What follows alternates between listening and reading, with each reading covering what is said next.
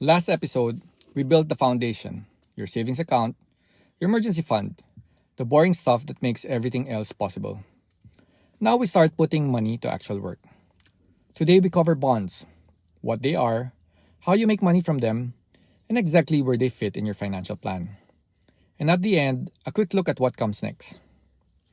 A bond is a loan. That is it. That is the whole concept. You are the bank, and you are lending money to either a government or a private company. They take your money, use it for whatever they need it for, and in return, they promise to pay you back at a specific date called the maturity date, along with regular interest payments called the coupon rate. So if you buy a 10-year government bond with a 5% coupon rate, you get paid 5% of your loan every year for 10 years. And at the end, you get your original money back at face value. Predictable, structured, very much the equivalent of a firm handshake and a signed agreement. Now, why does a company or government issue a bond in the first place? Simple. They need money. Maybe a government wants to build infrastructure. Maybe a company wants to expand. And rather than going to a bank for a loan, they go directly to the public.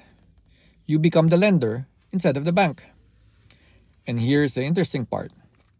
Issuing bonds is often cheaper for them than getting a bank loan. Banks charge a premium for the service. Bonds cut out the middleman. But here's where it gets selling. Sometimes the coupon rate on a bond is unusually high. And when you see that, it is worth pausing and asking why. There are usually two reasons. Either the bank loan rates are just high right now and the bond reflects that market, in which case, fine, that is just the environment. Or the banks themselves do not want to lend to this company or government. And when banks, whose entire job is lending money, decide they do not want to lend to someone, that is a signal worth taking seriously. A high rate can mean opportunity. It can also mean that market is pricing in a very real chance that this borrower might not make it. Read that rate carefully before you hand over your money. Now, there are two ways to make money from bonds. The first is simple. Just hold it. Buy the bond, collect the coupon payments every year, and when it matures, collect your original amount back. You know exactly what you're getting from day one. No surprises. The second is a little more interesting. Bond prices actually fluctuate on the open market. And the main thing driving that fluctuation is the prevailing interest rate set by the central banks. Here's how it works. If a bond pays 5% coupon, but the bank savings rate rises to 6%, suddenly your bonds look less attractive. Why take 5% when you can get 6% just sitting in a savings account? So the price of the bond drops to compensate, making it more attractive to new buyers. On the flip side, if bank rates fall to 3%, your bond paying 5% looks very appealing. Demand goes up, prices goes up. The price movement essentially tracks what the effective rate of the bond is relative to what you could get safely elsewhere. And that safe benchmark is always your bank savings rate. So bond prices and interest rates move in opposite directions. When one goes up, the other goes down. This means if you buy a bond and rates move in your favor, you can sell it before maturity at a profit without waiting for the coupon payments. You are trading the price movement rather than holding for income. Now here is the important thing to understand about bonds. When you buy a bond, you are a lender. You are not an owner. Your return is capped. The coupon rate is what it is. If the company you lent money to goes on to have the best decade in its history, double its revenue, triple its profits, you still get your 5%. That is all you were promised. That is all you get.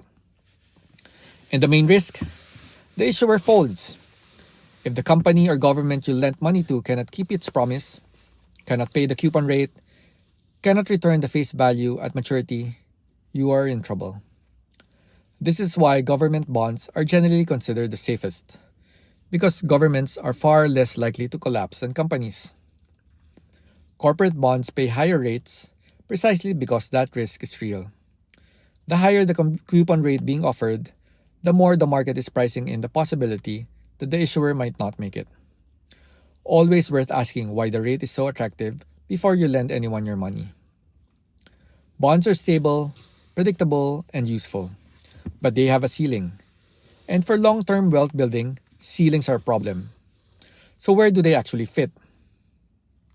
This is where a concept called bucket strategy comes in. The idea is simple. You divide your retirement money into 3 buckets, each with a different job. Bucket 1 is cash. 1 to 2 years of living expenses sitting in a high-yield savings account. This is what you live off day to day. Stable, liquid, immediately accessible. No market exposure whatsoever. Bucket 2 is bonds. Roughly years 3 to 10 of expenses. Not as safe as cash, but far less volatile than shares. This is your buffer, the middle layer that sits between your daily spending and your long-term investments.